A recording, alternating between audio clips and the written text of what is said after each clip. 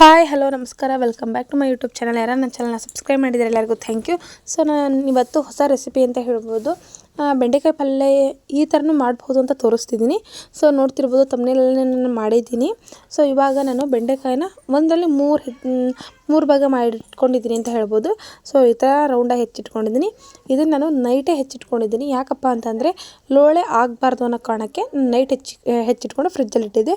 ನಂತರ ಇವಾಗ ಏನು ಮಾಡಬೇಕು ಅಂತ ನಾನು ತಿಳಿಸ್ತೀನಿ.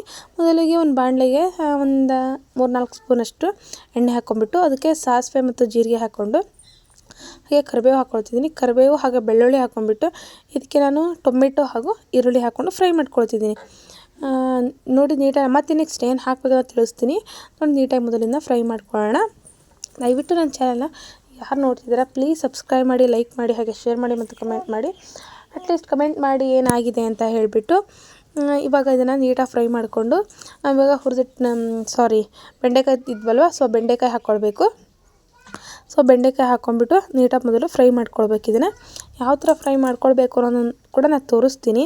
ಅದನ್ನು ಮಿಕ್ಸ್ ಮಾಡ್ತಾನೆ ಇರಬೇಕು. ಯಾಕಪ್ಪ ಅಂತ ಅಂದರೆ ಟೊಮೆಟೊ ಹಾಕಿರೋದ್ರಿಂದ ಕೆಳಗೆ ಸೀದೋಗೋ ಚಾನ್ಸ್ ಇರುತ್ತೆ, ಬಿಕಾಸ್ ಅದು ನೀರೆಲ್ಲ ಬಿಡುತ್ತಲ್ವ. ಸೊ ಹಾಗಾಗಿ ಇದಕ್ಕೆ ಸ್ವಲ್ಪ ಬೆಲ್ಲ ಇವಾಗಲೇ ಹಾಕ್ಕೊಳ್ತಿದ್ದೀನಿ ನಾನು. ಯಾಕಂದರೆ ಬೆಲ್ಲ ಕರಗಲಿ ಅನ್ನೋ ಕಾರಣಕ್ಕೆ ಇವಾಗಲೇ ಬೆಲ್ಲ ಹಾಕ್ಕೊಳ್ತಿದ್ದೀನಿ.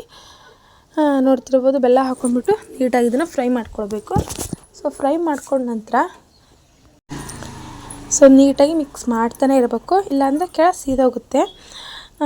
ಸೊ ಇದನ್ನು ಅನ್ನದ ಜೋಡಿ, ರೊಟ್ಟಿ, ಚಪಾತಿ ಯಾವುದೇ ರೆಸಿಪಿ ಕೂಡ ಸೈಡ್ಸಾಗಿ ಯೂಸ್ ಮಾಡ್ಬೋದು.